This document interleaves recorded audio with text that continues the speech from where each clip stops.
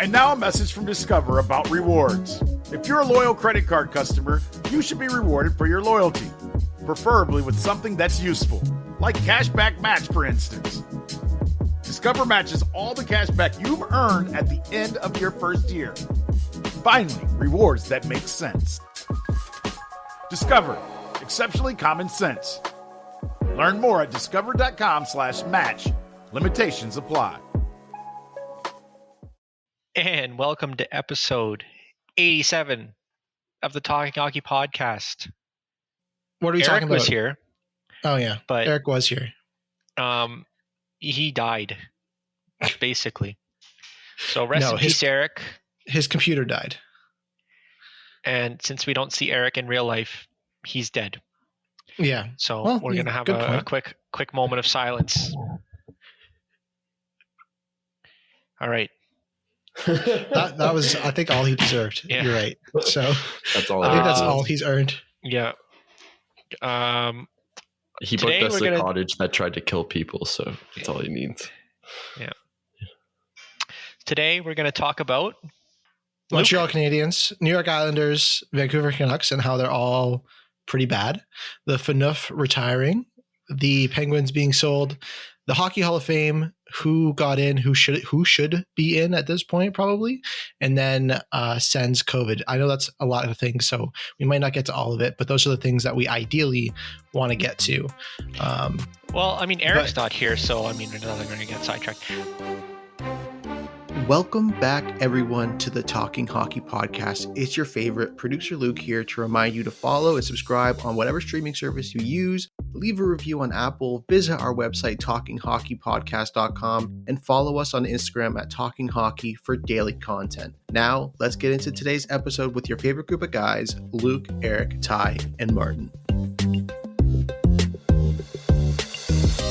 That is a...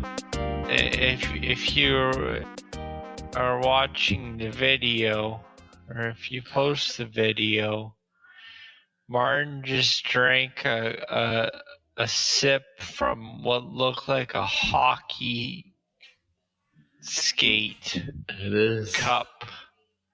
It is. Oh, it is a hockey skate cup. And he stole it from Kelsey's. Wow. That is quite the boot.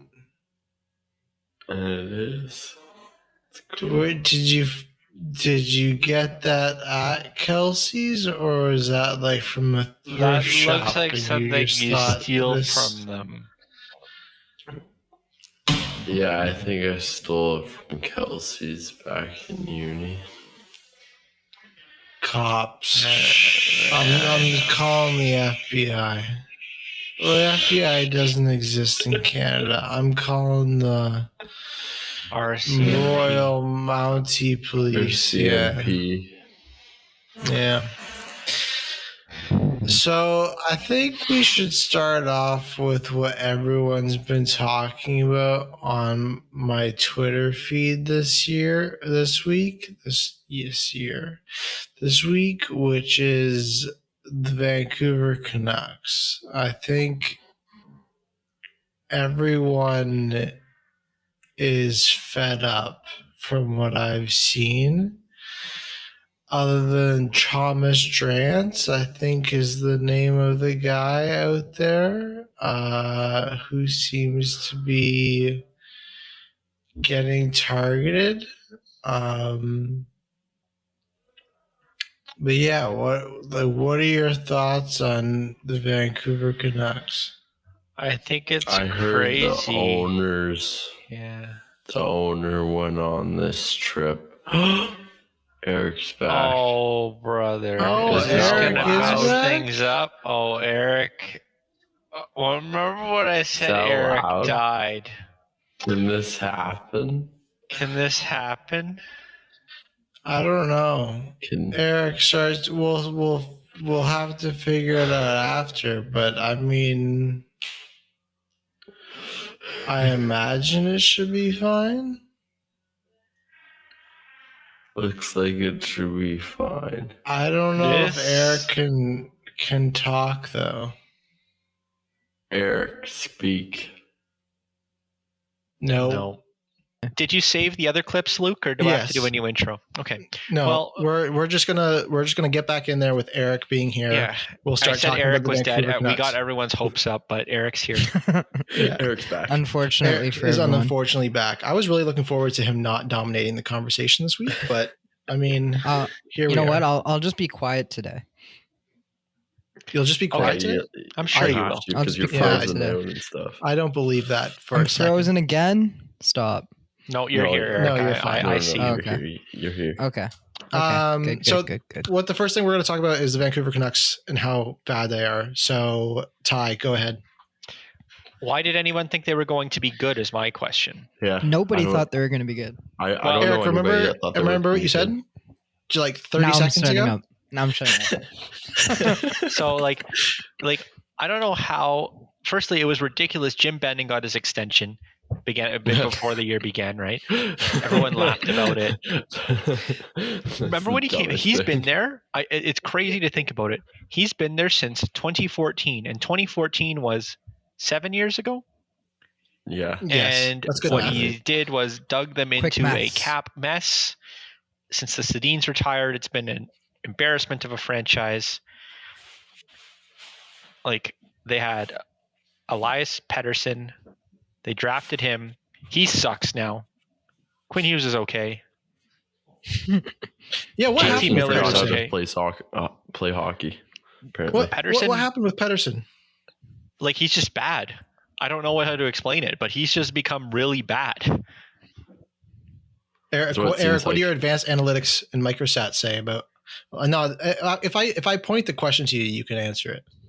Oh, okay. So I'm allowed to talk now? Only when I say that you can. Okay. Yes, sir.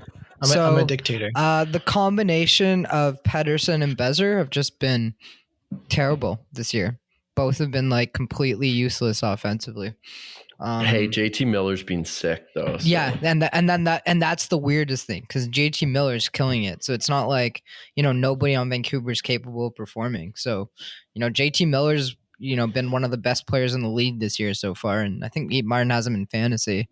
I I'm have him pretty in sure. 2 fantasies. Yeah, there you go. So Martin had a good call, and Martin got him really late too. But besides the point, yeah, they just aren't. I don't know what it is. Like I don't have like a reason for Pedersen being bad, which is rare for me because I always think I can come up with a reason whether it's right Yeah. or not. At least you're aware. This is the most was it- self-awareness I've ever seen from Eric. Wasn't it you guys Oh. that sent something in the group saying like it literally just seems like you forgot how to play? Or did I see that somewhere? know. I Ty mean, always says that about no. What I Dahlin. sent was some guy being like, "I figured it out. This isn't Pedersen. It's because he got his vaccine and it changes your DNA." Oh, That's the one that No, I I sent. saw- Oh yeah. no. I saw some guy that literally said it looks like he's forgot how to play. I mean, It just Forgot looks what like makes he's you not good. like I don't want to say motivation, but like it just feels like he isn't like there fully. Mhm. I don't know. This guy just re-signed. Like, that's Yeah. They beautiful, had man. to. I mean, it's not like anyone thought he was just I gonna. mean, he should. Yeah, nobody thought he was going. I mean, it's still what 15 Oh no, I to don't 20 mean games like, into the season. It's I don't not think he's like- gonna be bad. I just mean this guy signed to be with the shitty team of the Vancouver Canucks. it's true. Yeah, that's a good point. That's more what I meant than the fact that Vancouver's now locked into this guy because who doesn't know how to play hockey. But like, you also look at it this offseason. They traded for Ekman Larson. They signed Tucker Poolman. What else did they do? But Ekman Larson hasn't completely. I mean, sucked. we don't even need to start with like I feel like the Vancouver story has been going on for 7 years now. Right? So Yeah. like why not start with his first like disastrous offseason, which was 2016 free agency. Right? Louis Eriksson. Louis Eriksson, Jay Beagle, Antoine Roussel. I think those are the big three, taking up like a $15 million combined between the three of them almost. I think Jay Beagle was later. I think Jay Beagle was like No, I think it was the same offseason. from what I because Jay remember. Beagle won the cup with the Washington Capitals, which was 2018, 2017. Okay, Betting maybe, must maybe have I'm wrong. Regardless, like mind control, because like I understand giving a GM like 5 years to see if his 5-year plan works, but it's been fucking 7 years and nothing's working. And it's like, and he's Aquilini's making bad fault. moves. Like he's just making visibly bad moves, and it's like anyone in the hockey world could be like, no, that was a stupid move. because it's so funny when he started, he's like, because that's when Vancouver was kind of entering the rebuild. It was just after, Luongo's prime and, Yep. the Sedin's prime. They were, reaching the end of their career. So he came in 2014 after they fired, what's his name? Gillis? Yeah, they fired Gillis. Yeah. They brought in Benning. And he was supposed to be the draft king. 2014 draft, passes on Ehlers and Nylander and drafts Jake Virtanen. That started the downfall, I guess, from day one. So it's all Jake Virtanen's fault. I mean, that was the first move that he made, essentially, right? When you think about it, It was the first thing he did. Yeah. And Almost they haven't everyone you drafted see- well. Almost everyone you see touted as like top scouts and draft like kings are notoriously not great drafters. Like Mark Hunter was one in Toronto, Jim Benning. There's probably a couple other names, but most of these guys that say they have good scout eyes don't actually, when you look at their track record. A lot of GMs get hired as scouts and then turn out to not be actually that great at scouting. Like even Pierre Dorian, but I'd say before the last, like, let's say 2 to 3 years, I'd say he was actually a pretty good drafter. And then I think somehow it just all fell apart within the last like 2 years. I think and you look this at year you Ottawa's, could attribute it to McGuire. No, I mean, it was even last year. McGuire wasn't there long enough to fully, like, completely change the draft strategy, right? Like, he might have had some say on the edges, but I don't think he walked in there and completely, because he signed like right before the draft, right? So And you I also don't got to think, look at the 2020 draft was bad. Yeah, and the 2020 draft was brutal too, outside of basically their first pick, right? So we switched to Dorian, but we need. Yeah, sorry, but anyways, it's just an example of Luke's overall point, which is that a lot of these guys that get touted drafters aren't actually that great, and the guys that don't get touted as much just are sneaky behind the scenes that are actually doing a great job. Like the real secret isn't that Benning was a good drafter and drafted Pettersson and Hughes.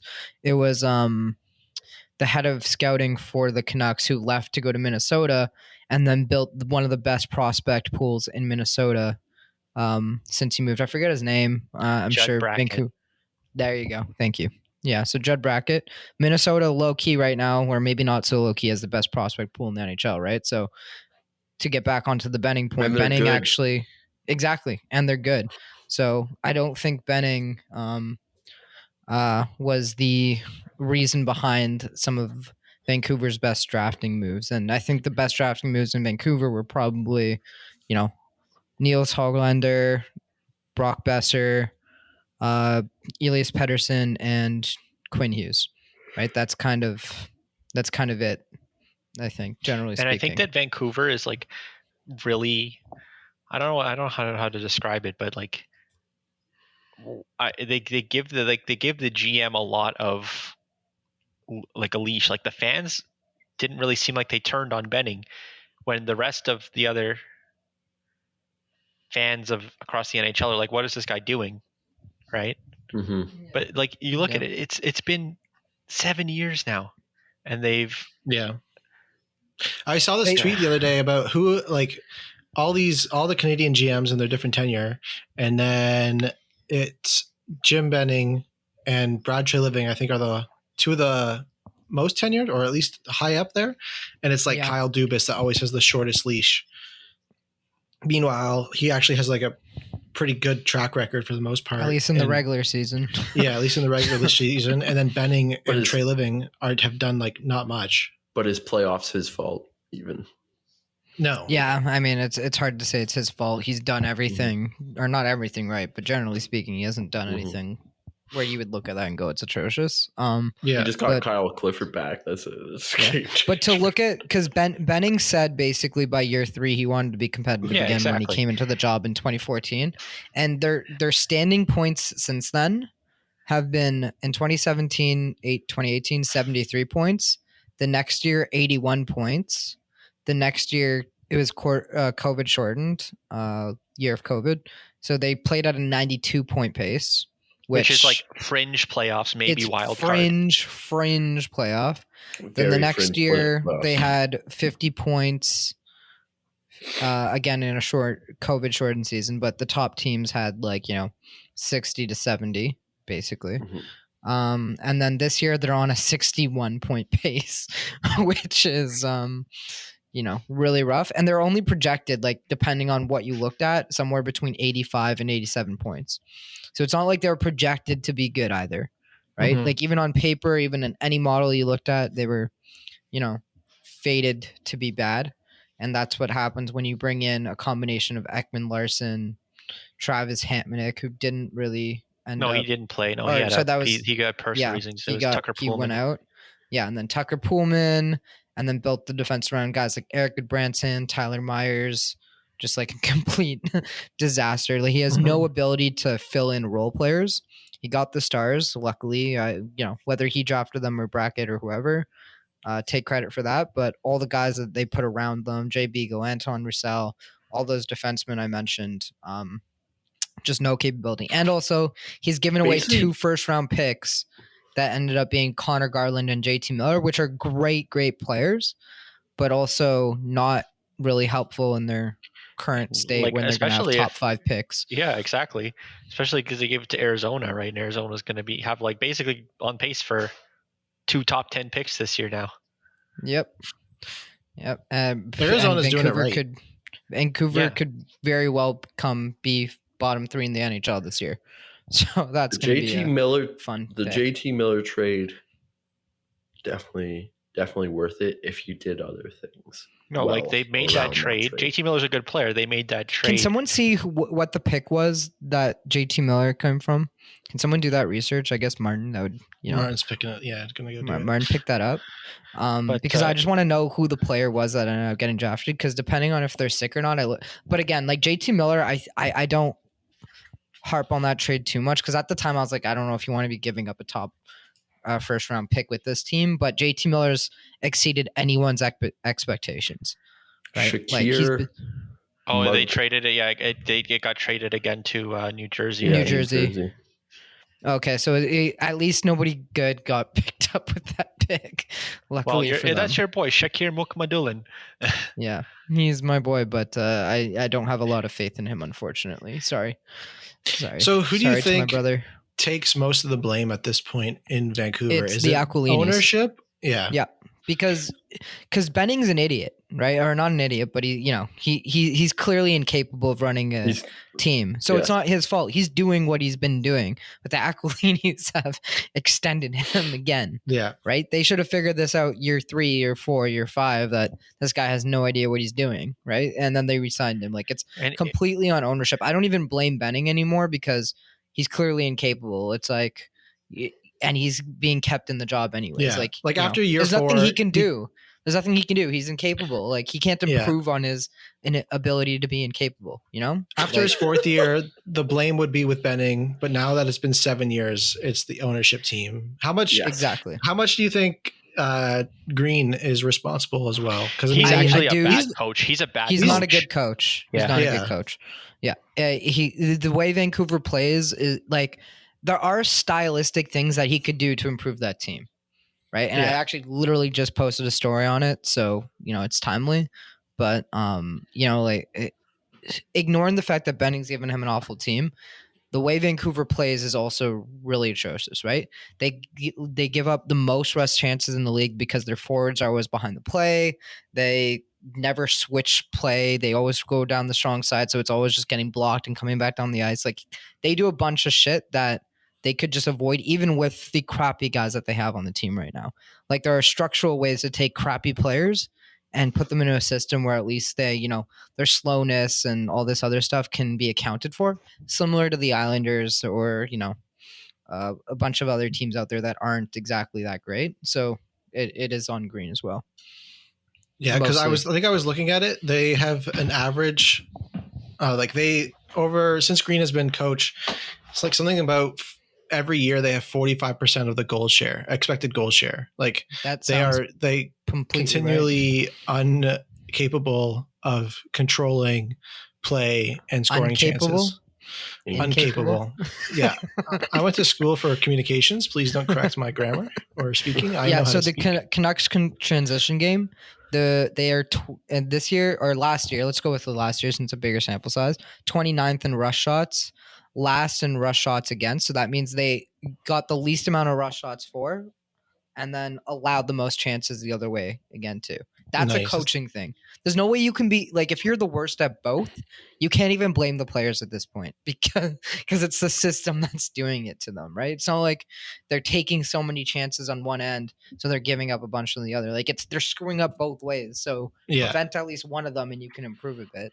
And then their differential, obviously, since they're 29th and last or 30 and 31st, they're last in the league in their differential. So it is a Travis Green issue, but again, Travis Green isn't a good coach and it's not his fault. Again, he should have been fired a while ago, maybe like 2 years ago.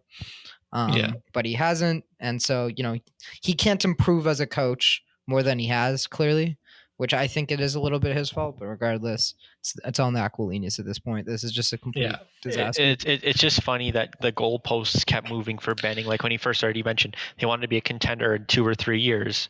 And I mean, they drafted pretty okay-ish. Besser was a steal at mid-20s, somewhere around there, right? Yeah, they grabbed Besser, but the Vertanen and Juolevi picks weren't was exactly bad. Yeah, great. exactly. But I don't think anyone thought Juolevi was going to be no. Yeah. But then now, like this, I swear it was this past offseason, maybe even last year, he's like, oh, it's hard to build a team. It's hard to build a contender, hard to build a consistent playoff team. And I'm like, you haven't built a consistent. You haven't even done that. Yeah. You haven't even built a improving on team, the bubble playoff team, really. Yeah. And that's actually the easiest thing to do in the NHL. Yeah, arguably. And he's had many to make a opportunities. middling team. A middling team is the easiest thing to do. It's hard to completely tear down because not from like a player perspective, but from like a managing the rebuild perspective. And it's hard to build a contender, but being right in the middle is kind of the easiest part. So yeah. That's why I'm like, when everyone, we'll get to this later, Ken Holland, Detroit Red Wings, I'm like, is it, sure, he went to the playoffs for 21 straight years, which is respectable. But again, a lot of the times I think they were more middling. They also had legendary players. But anyways, Montreal Canadiens, I know we've talked about them quite a bit, so we don't need to go in detail. But it seems like finally media's saying that Montreal is not as good as what they predicted. People over at TSN are saying that they didn't expect Montreal to be this bad. So I think we all predicted they were going to miss the playoffs. Yeah, everyone did. And now we'll be back after a word from our sponsors. Shopify is the all-in-one commerce platform to start, run, and grow your business. And I love it because Shopify gives entrepreneurs the resources that were once reserved for big businesses. So upstarts, startups, and established businesses alike can sell everywhere, synchronize online and in-person sales, and effortlessly stay informed. I don't talk about it a ton, but I have a fishing company. 5 years ago this month, my best friend Aaron and I started a bass fishing weight company called Woo Tungsten, because woo is the sound you make when you catch a giant bass. So we sell tungsten weights for bass fishing, and Shopify has made it so incredibly easy. They have all the tools and the resources that we need. No matter how big or small your business is, they just make it so effortless. And like mine, Shopify powers over 1.7 million businesses from first sale to full scale. And you can reach customers online and across social networks with their ever-growing suite of channel integrations and apps, including Facebook, Instagram, TikTok, Pinterest, and more. And you can gain insights as you grow with detailed reporting of conversion rates, profit margins, and beyond, which is something we use a ton. More than just a store, Shopify grows with you. Go to shopify.com/Blue Wire, all lowercase, for a free 14-day trial and get access to Shopify's entire suite of features. Grow your business today with Shopify. Go to shopify.com/Blue Wire right now. You'll see exactly what I'm talking about. Shopify.com/Blue Wire.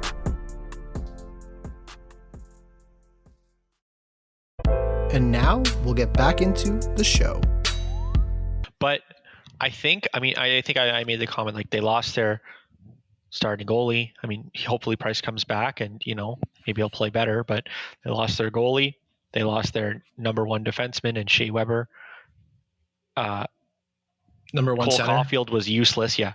Cole Caulfield's been useless. Suzuki seems like he's taken a step back, at least to begin this season. I think he's had a pretty hot streak recently, but and then you lose, Deneau, the sheer shutdown center, who was, the whole playoff run shutting down top lines every single night, right? Yeah. I think we talked about Montreal already. Broke down why. I think my thing was more about media finally accepting it rather than just. Yeah, I mean, it Twitter. was always ridiculous because the media is stupid, right? Like they're just recency bias all the way. Just very little critical thought for 80% of them, generally speaking. I think. But I want to talk about one thing that's happened, Eric, and that's your boy Jeff Petrie has also forgotten how to play hockey. Yeah. Well, I mean, to be fair, after his hot streak beginning of last year for like 20, 25 games, he wasn't good after that until the playoffs, basically. Like he was basically top of the Norris contenders list 20 games in, and by the end of it, he was, a middling defenseman. So his actual decline in the regular season kind of started last year, to be fair to him. But I mean, you Or expected not him to be fair to the him. number one. He looked like he could take over for Weber because he's always been a really good two-way guy. He's also right? what, 34 now? No, I don't think he's that old. Are you sure? Old. Someone fact check. He's old, man. 33. There you go. I was 33. close. Huh. He's older now, right? And a lot of his ability comes from speed. It's very actually it's very similar to, separate topic altogether, why Pietrangelo has completely fallen off this year. Right? Very fast, aggressive defenseman can fall off a lot quicker. Look at Doughty, look at Erik Karlsson, Alex Pietrangelo, look at now Jeff Petrie. Look at all those kinds of really aggressive, or PK Subban even, right? Like all of these guys, when they rely a lot on speed and aggression, they fall off a lot quicker. So I think, again, I you never know what year they're gonna fall off, but they always have a fall off later in his career too. Yeah, which is also kind of weird. But that was an Edmonton thing, I feel, generally speaking. Yeah. I feel like he had it, and it was just Edmonton completely screwing him up as they usually do. I feel like we should talk about Edmonton as well, but we'll talk about them after this. We're talking about the bad teams first. Yeah. Yeah, we gotta talk about. We can go to the Islanders now. Well, really, the theme right now isn't really bad teams; it's bad management and teams that people thought were going to be good and then are worse than they expected. Yeah, but I think we're focusing more on the management side of things, and the reason why I wanted to talk about the Oilers is because this stat came across my Twitter feed earlier today. We'll get to it later in a second. Yeah. No. Okay. Yeah.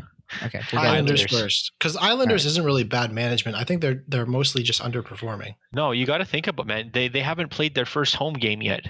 They started the season or I think they might have just played their first home game. They started the season on a 13-game road trip. That's insane. Yeah, 13-game road trip because the Islanders' new arena wasn't ready yet. UBS Arena wasn't ready yet. But I mean, that has a big impact. They've also had on some things. it does. And on top of that, they just lost Ryan Pulock, who's, their best defenseman, one of the best defensemen in the NHL, top 20. I actually didn't even realize that was their schedule. Yeah, I know. Yeah, Luke doesn't follow hockey. They're also only a game below. They're not doing awful. And the Islanders also, they have 12 players dressed. Their last game, they had 12 players dressed who have 1 or 0 goals through 13 games. Yeah, that's really bad. What I was going to say. Their goal differentials, they're scoring at a rate of 2 goals a game and letting in goals at a rate of 3, which is foreseeable. If they fuck up a little, they play very defensively, obviously, and they never had very good goals over their 4 straight losses. They lost Eberle. Yeah, over their 4 straight losses, they were outscored 19-4. 19-4. That's Yeah.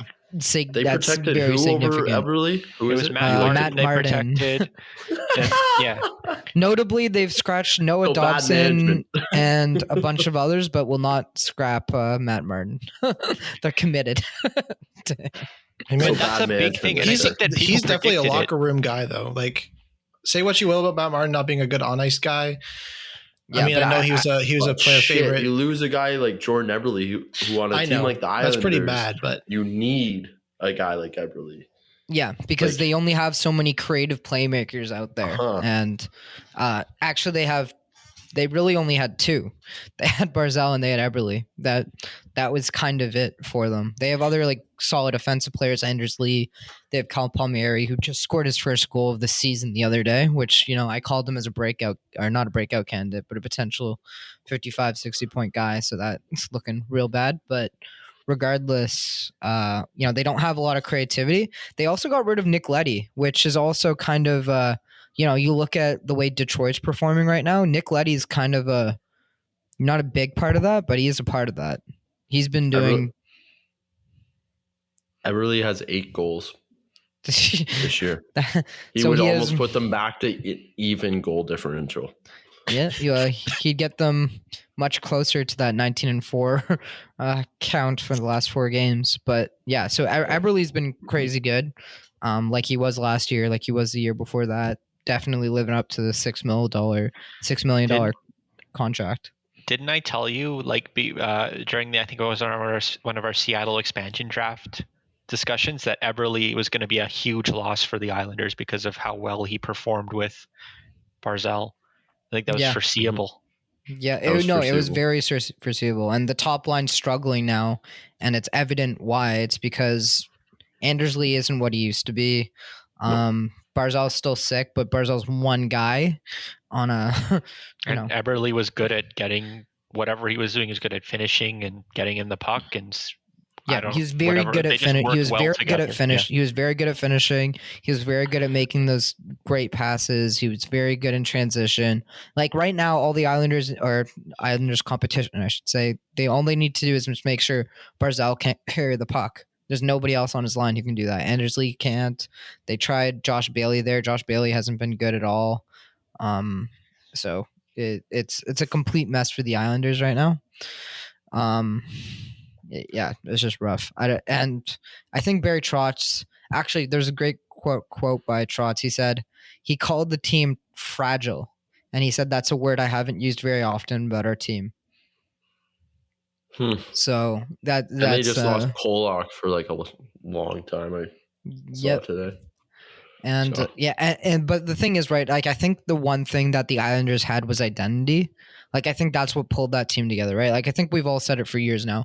The Islanders on paper aren't a very good team, right? But they came together. They, you know, everyone used the same terminology, bought in to the system, blah blah blah blah blah. So if Trotz is saying, you know, the team's fragile, you know, that's probably worrying for the Islanders even over, you know, the medium term, because they still need to kind of turn this around pretty soon. And it doesn't seem with that language that you know, they've fixed the issue by any means. So yeah, that's my take. Also, I think that Nick Leddy, sorry, yep. I was gonna say, do you think the Islanders are still a playoff team? Man, it's so funny. This is the first year I've ever said the Islanders are locked for the playoffs, and then they look like they're gonna miss. I think we're all like, yeah, the only one I'm for sure about making the playoffs this year is the Islanders. That's a in tight that division. Metro division. Yeah, it's a tight division. I think like the even Islanders, the Blue Jackets look better than expected. Tenable. I think the Nick Leddy move hurt them a lot in with losing Eberle, with losing Devin Taves the previous year. I just think they lost way too much like puck transition ability, because Nick Leddy, despite all of his flaws, you know, was actually a good passer and puck mover.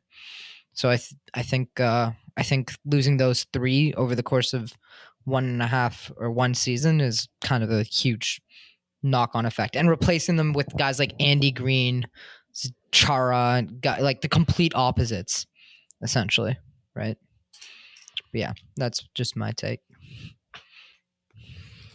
Yeah, Interesting. I think it's mostly. I guess we can go to Oilers now. Yeah. So the stat I wanted to talk about, and then I want to hear Ty's thoughts on this because I know he doesn't like Holland. The Oilers this year so far, without McDavid and Draisaitl on the ice, have been have a 28% goals for percentage. So without McDavid and Draisaitl, they've scored 7 goals and allowed 18 goals. But I have a question. Yep. And a theory. Yep. Are McDavid and Draisaitl proving that hockey can be similar to the NBA? That If No. they is average, no, No. that's No. that's almost a fair point. I think that's a fair point. literally McDavid Because- seems dialed in. But the thing is, there's there's nobody else like McDavid. Yes. I think that's the issue. Well, Like I don't think you can say hockey's like I No. see what you mean with like if you have the guy, you can The just drag guy. your team to There's the playoffs, one- but there's there's only one one person. the guy. Yes. The NBA has multiple the guys. Yes. You know? Probably. Yeah. Like there's like what 10 players, probably even more maybe, that if you put them on almost any team, they can kind of drag them to the playoffs. But in the NHL, there's McDavid. Draisaitl's the killing it thing- too this year. You want to but- know the thing that's crazy though? And I think it was over the weekend I saw the stat. I know your boys at Evolving Wild, their GAR stat. I think that was the one. Yeah, McDavid isn't even a top 20 player by GAR this year. it's too small a sample size. It doesn't matter. Okay, but I'm GAR just over saying. like 20 games is like nothing. Yeah, But yeah, But I'm just saying, Regardless. it's still a lot of power play points. It's Yeah, still yeah. a lot of he's giving up a lot. yeah. No, But I that's 100% agree. McDavid's game. Like it's actually crazy how McDavid he'll blow through people. I mean, that goal against the Rangers was insane, where he skated through the entire team, right, 1-on-5, and then deked out the goalie in such small Oh, area. that was the But- most absurd thing I've saw this year But then, like, for sure. that's all. I don't mean to say this. Like, he's the best player in the league. Okay, I think there's no doubt about that. Hmm. But he's a cherry picker. I don't know how else to. I mean, we don't like to use that. Draisaitl's the best player in the league. Come on. Okay. I saw something, and it was like 53% of people polled wanted Draisaitl over Matthews I mean, with this to season, start a franchise. If With they were this starting season, a franchise, I around mean, one guy. I feel like that's a fair argument right now with the way he's playing. And I mean, yeah, Matthews actually hasn't been very good to start the year either, but that's besides the Yeah. point. I mean, Um, I think they're close enough where you switch it year to year. Like last year, obviously Matthews not even close.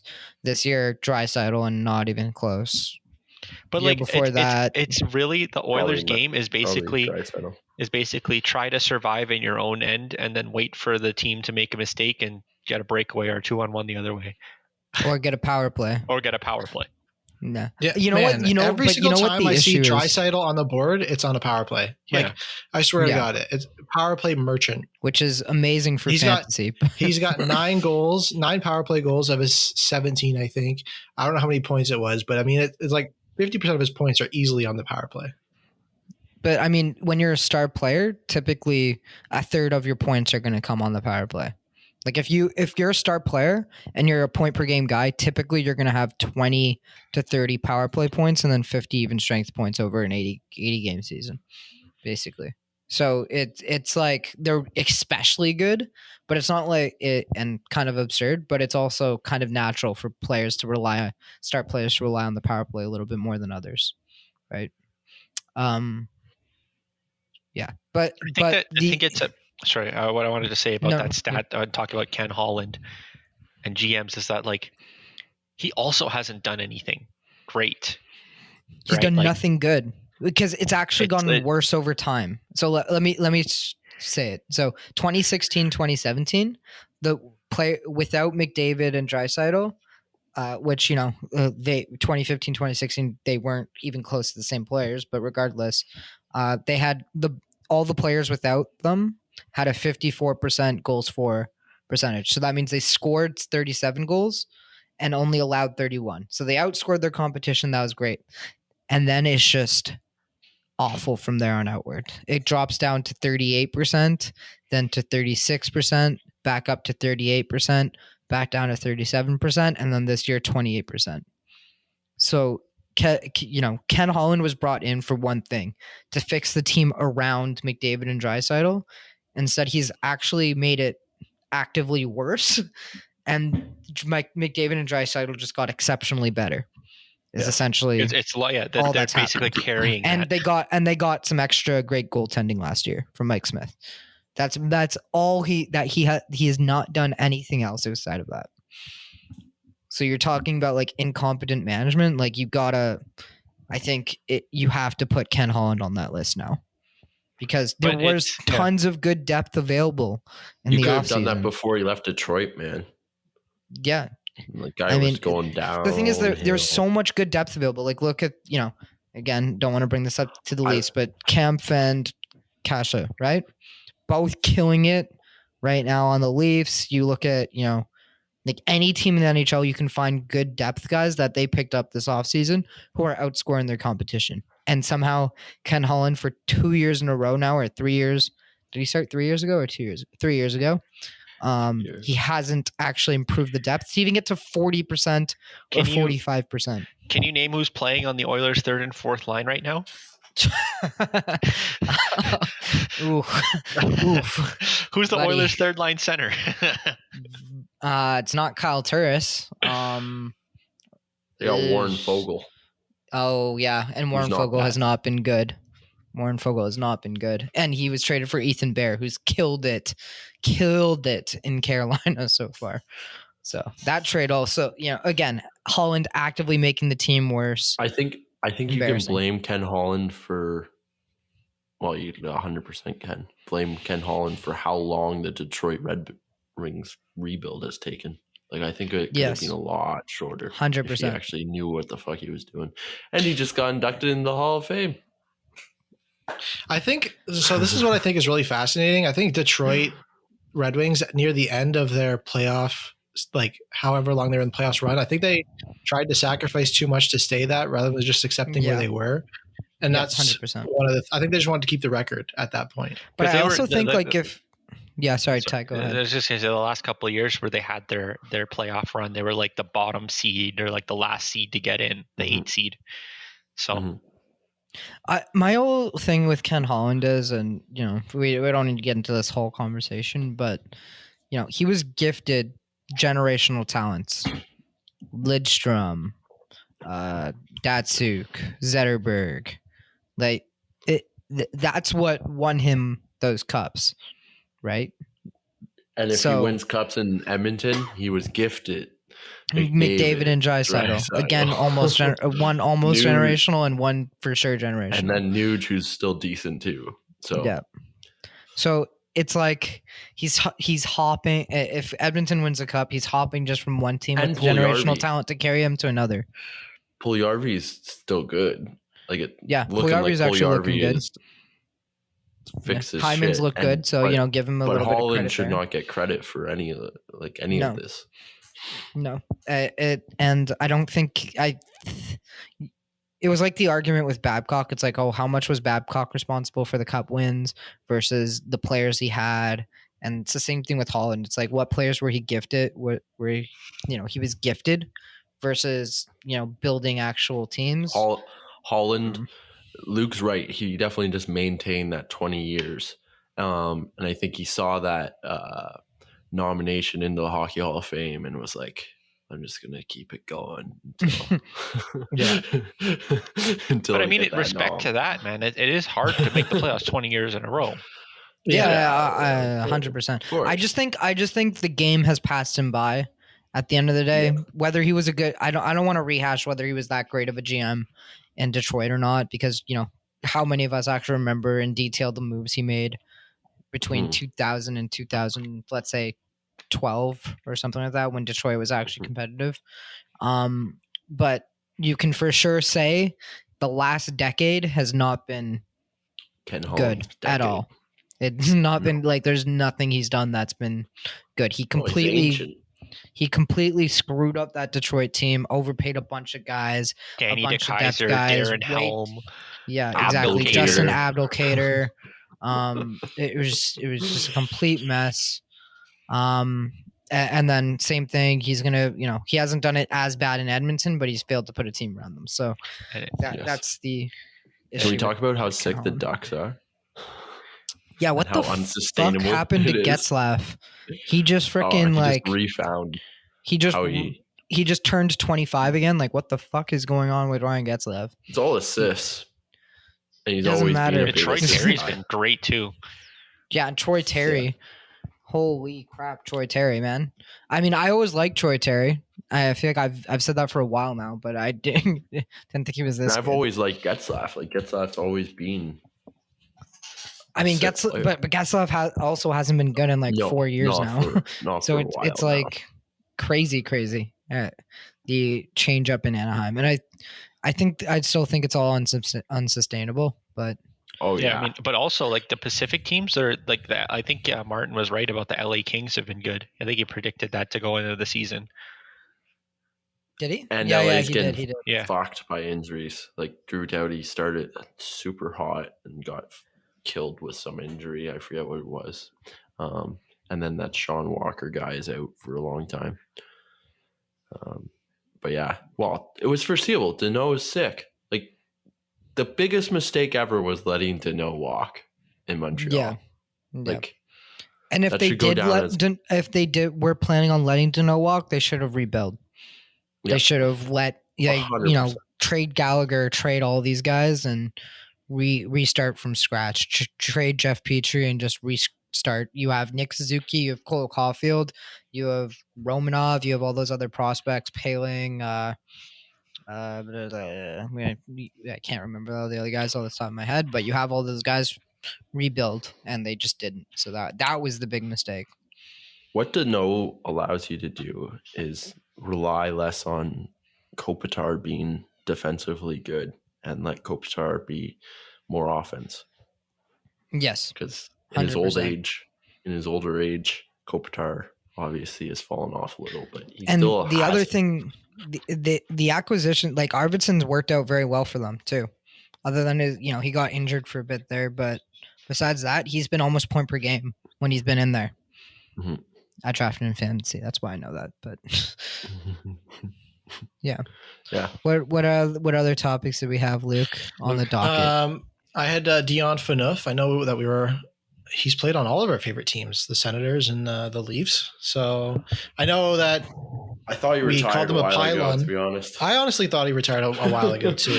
I had no idea. I was But then like, everyone- since 2019. All I remember so- is everyone was like talking about how they thought this was big brain. They were predicting that he would have like a front office job with the Leafs soon.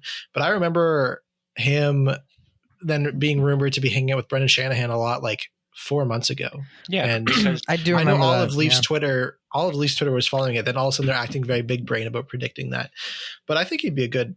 I still leadership have a kind of hard guy. time imagining Phaneuf deciding to come back to Toronto after like everything that It's because pretty well I didn't reported. do shit, but like I loves just have a hard Toronto. time seeing it. I'm just like, why would he want to come back here?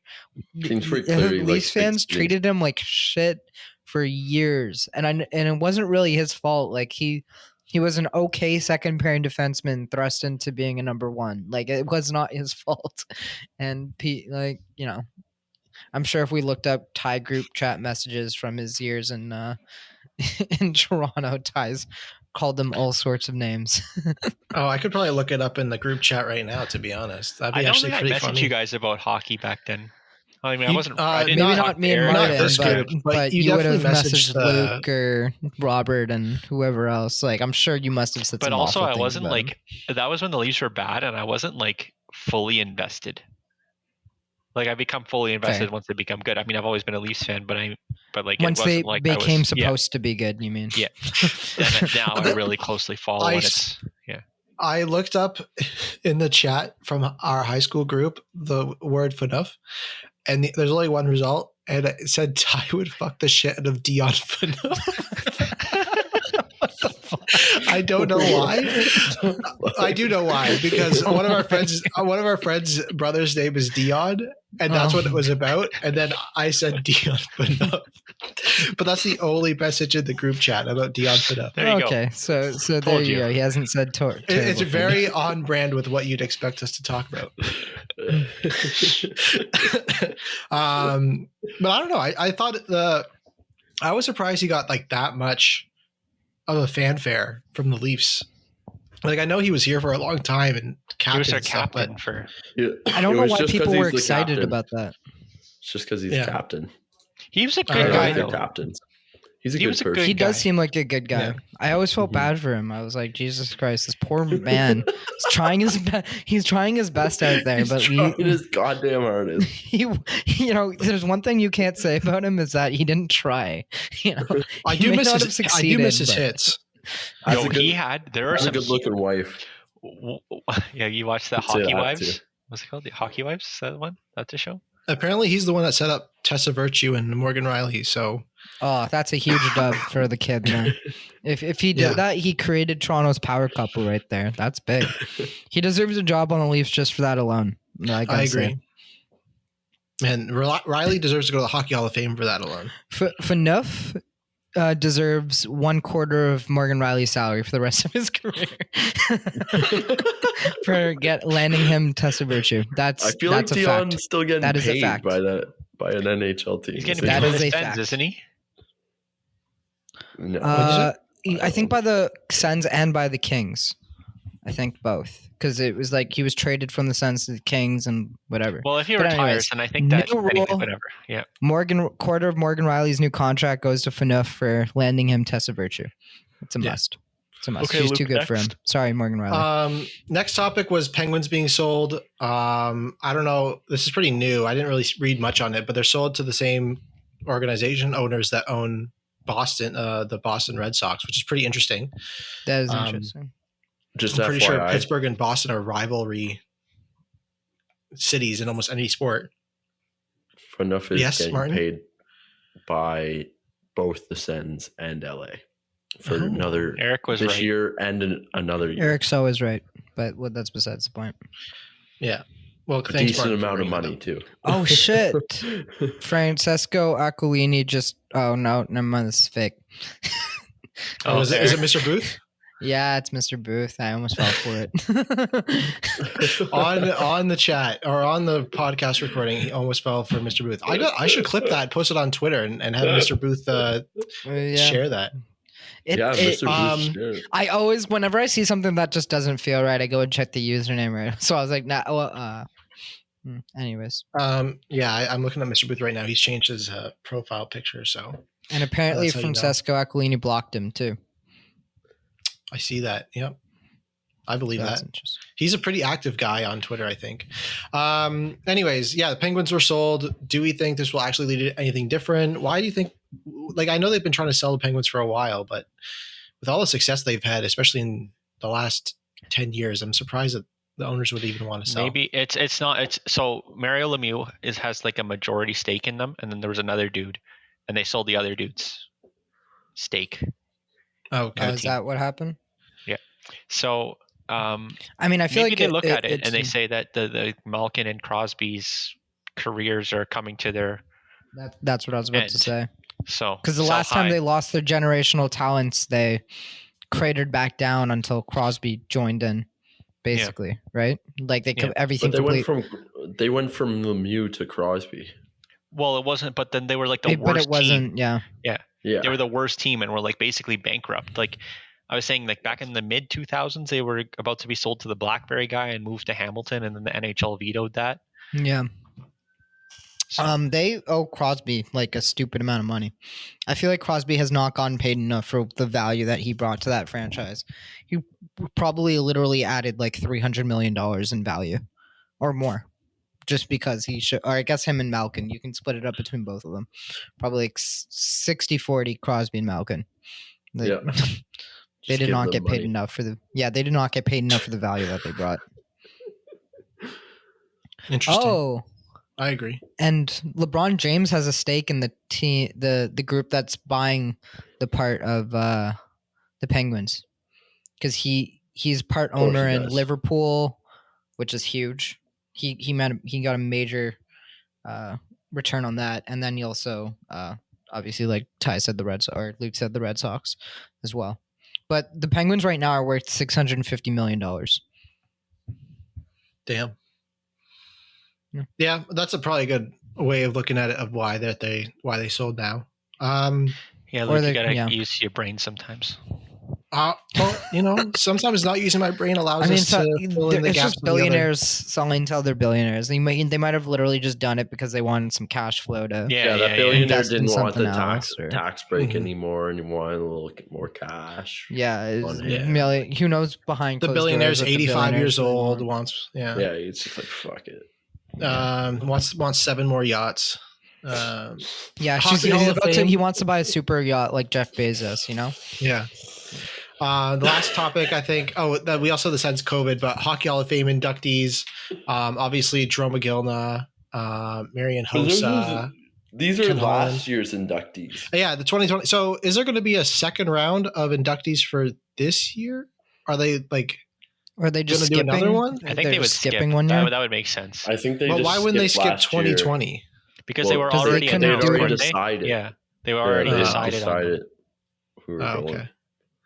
Interesting. I don't know why they just didn't do like a ceremony last week and then a ceremony 1 again year. this week, but Or one episode. They seem really boring. So like to gather all those people back again, Yeah. be like, fuck this, man. Eric, you know what we should do one episode? What?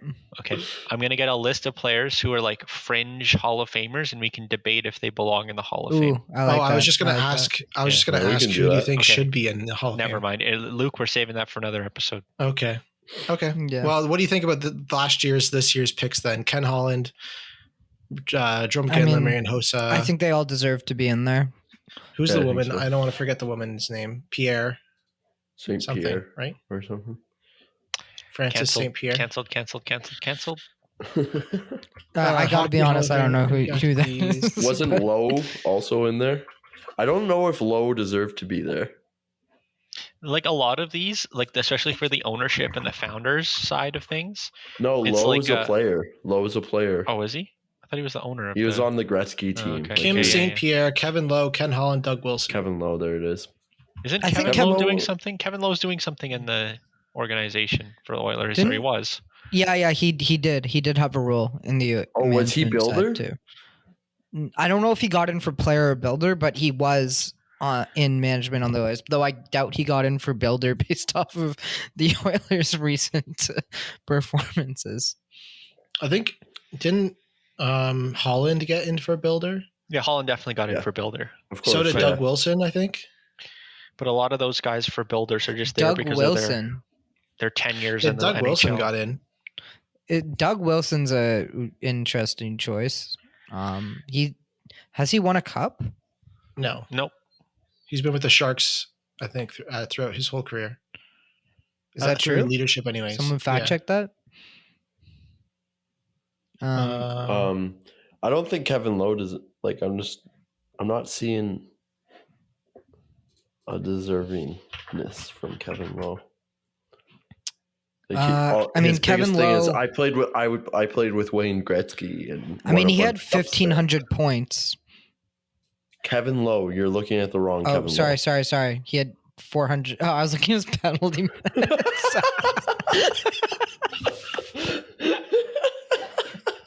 I just assumed it was right because he just like every time Gretzky got a point, he was on the ice. And But that's the thing. He didn't even do that. Like, he only okay, got- so he had 430 points in the highest scoring era of the NHL, and on a team with Gretzky. That's interesting. Are you sure it wasn't for builder though? Let's see his coaching. No, it was definitely it's player. definitely 'Cause not. He talked about player in his speech. He talked about being a player. You and watch stuff. it? No, I just saw some highlights. I see. He talked about He was the first ever draft pick of the Edmonton Oilers. I feel like that's like the thing that makes him a known person. That's I'm just looking at everything, like all of his, great for him. He made it to the It's NHL like and everything. inducting Reed Duke. Yeah, that's actually good. I don't know if Doug comparison. Wilson got in for his playing career or his. It must be Doug Wilson a was a builder. combination. Was he a builder? 100% was a builder. Because I mean, his I never understand his regular like his so his weird. career probably was good enough to be in for. Other than not winning a cup, I feel like he could have probably got in just based off of his playing career. 827 okay. points in 1,000 games as a defenseman. That's not like a guaranteed. Especially if you don't have cups or medals. That's not a guaranteed. I know. Well, he had 2 Norris trophies. Definitely the reason Kevin Lowe is in is 100% all of the Stanley Cups he won with Gretzky. Yeah, and that's the issue with doing it Like by if stuff like if cups. Hossa didn't have cups, it would be questionable if Hossa would get in. You're right. I don't know. Yeah. And he made it Hossa to was what, pretty 5 freaking finals, 3 cups, right? Yeah. So Hossa had a good career. yeah. think Hossa If he was was always stuck good on freaking Buffalo, like he wouldn't have had a. Yeah, you're right. It's all dependent on where you play, or at least unless you're like insane. Joe Joe McGinley had McGinley a probably got bunch in of more gold off, medals. Yeah, other. Yeah, Yeah, gold gold medals. medals, Freaking, Hart. he had the assist on Crosby's golden goal, right? So Yeah. there you I mean, go. I don't think there's any debate there. That alone gets you But Hall of also, Fame. there is no debate on McGinley's career though. Like he was he had 1,300 points in comparison to those 800 points. Yeah, and he had 1,300 but Doug points in the Wilson was a modern NHL. Doug Wilson too. was a defenseman. Yeah, fair. Marian Hossa then is, I think, a comparable player to Jerome McGinley in terms of because Jerome McGinley wasn't a points per player game on average. No. Well, he I only think he was wasn't a point per quite a bit game lower. average player just because he played till he was like 37. or something Again, like also got Yeah. in based on like leadership. Like he was the captain of Calgary for like ever. Yeah, I'm just saying like Marian Hossa is not that. far behind. I think it's because he was Calgary's franchise player. Like I Yeah. think that's the way you look. It can't just be talent based. I think it's like he's their franchise. Marian Hossa was never really the guy for a franchise. He like all of the cup winning teams he was on. He was a He very was- good tertiary guy. Yes. He's amazing. Like don't get me wrong, freaking killed it. But you know he had Datsuk and Crosby, right? He wasn't And, a 100-point player and, in Ottawa. Patrick Kane and Devin Taves. Sorry, Yeah, he had over 500 goals. Marian Hossa Hossa. was good. Yeah. Yeah. Oh He's yeah, 525. again, not arguing how good Hossa was, just saying like he was never the guy for a franchise the way Yes. Iginla was, because every cup he won was, or cup final he went to, he was the What- third or second guy. When he was Cup, he was the guy for Ottawa and the guy for Atlanta. That's true, but Yes. but none of those are. No. Man, it sucks. I'm looking at it. Was Marian Hossa. Hossa the guy in Ottawa at the time? Oh yeah. Marian Hossa has 2.5 times as many He was their playoff guy. games as Jerome McGinley. He is what? Marian Hossa had 2.5 times as many playoff games. I mean that's obviously going to Iginla. happen when you flip between Pittsburgh, Detroit, and Chicago I in know. all of their best years, right? Like he literally went to the 3 places you Hossa's had biggest to be. asset was figuring out where it was going to be good. Exactly. But that's Yeah. actually what players should do, and no Yeah, players are it's good at good that. So Hossa deserves Hall of Fame just because he's one of the like 5 NHL players in history who learned how to evaluate a team and go, "This is a team that's going to win the cup." Yes. Yeah. If I go, this team will win a cup. Yeah, exactly. But no players do that. First off, no Yeah. players take 1-year deals the way he did, and even if they did, they don't pick the right teams regardless. Sorry, AKA, Jason Joe Spezza's done that Thornton. 3 years in a row. exactly. There you go. Should have just joined up with the Lightning, took a league min deal, and fucking won some cups. But there Let's see you if Corey Perry gets that this year. go. Corey Perry was on the wrong side of the losing. I mean, Corey Perry at least chose somewhat, right? You know, he went to 2 cup finals, though the most unlikely of cup yeah, finals. the unlikely versus Hossa, you know, going to Detroit and Pittsburgh were kind of obvious that they'd be Yeah. contenders. So, It's I think that like I can you guys think of any other NHL players that have done that? I can't think of any Flipped. I can't that think. that actually know how to predict which teams are going to be good or not. I think Pat NHL Maroon. players are like notoriously. They actually, there you go, Pat Maroon. Not good enough to cups get in in a the row? Hall of Fame, but No, one I of know, the but few I mean that guys who can pick he's it. won 3 cups in a row, basically. Yeah. Anyway, St. Louis last was- topic, and then I gotta go. St. Louis Yeah, for last Pat topic, Maroon was Sens like a and hometown COVID. thing, though. Yeah. Sends in What was COVID, it? Martin.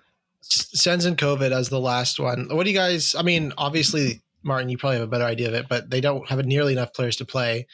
What was the most interesting thing about this to me is that it looks like, from a legal perspective, pulling out of games due to COVID allows the NHL to use a kind of like protocol or policy written in their Olympic participation that they can pull out if they deem But it unsafe. the Sens literally had to.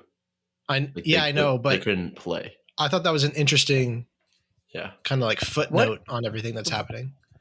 What happened to? We'll get back to that in a second. I'm just curious. What happened to like if teams had to forfeit games because of COVID? That they just it's like it's just a loss, right? That was going to be if like players were unvaccinated. I think would be the right. case. Yeah. Right. But Okay, every so they're player's 100% vaccinated except vaccinated, one, so yeah. they don't. Okay, I forgot about that part. Okay, yeah. Which Yeah, is you're fair. right. Because Which is, like, fair. You can't, You know, you do as much as you can. Especially consider we're in Ontario and you cannot operate having COVID. Like, you're not supposed to go out and stuff in Ontario if you have COVID. You can't go to a restaurant. You couldn't get into the Sens arena. I keep freaking out that like if you go to a restaurant and like there's close contact and like that's still a thing, like they still contact you, you're not supposed to go out then either. I'm like, fuck that noise. Because if you just go to any club and one person has COVID, you're fucked. You're essentially fucked. It's that easy. And there's been outbreaks in Kingston at clubs and stuff. So yeah, okay. Yeah, university towns are having pretty hard time right now. Yeah. Well, back to the Olympic participation. Do you think we're going in 2 months? 2 months? Honestly, I forgot, but I think they have to.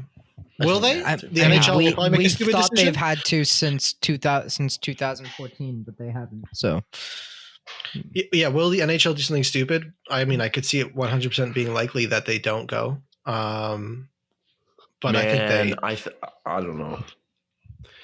The NHL players will be very upset.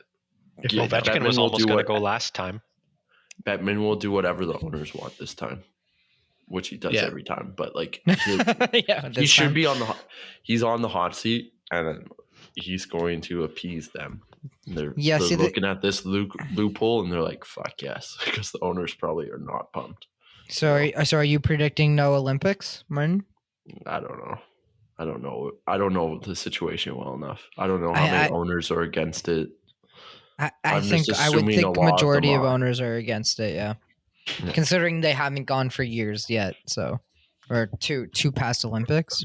But at least we're gonna we're finally gonna see McDavid, Crosby, and McKinnon on the same team for the first time ever. And competitive hockey, not all-star bullshit. Like that. Mm-hmm. That's what I'm excited. Like I'm so excited for that. It's gonna be so hyped to watch. Yeah, I really hope it happens. So, this is like Crosby's last chance too. Yeah, I think I honestly like it sounds stupid, but like I feel like the NHL has to go because this is Crosby's last Olympics. There's no way he's making the team in another 4 years. I won't say no way, but very unlikely. They love their legacy picks out there, though. They do, but yeah,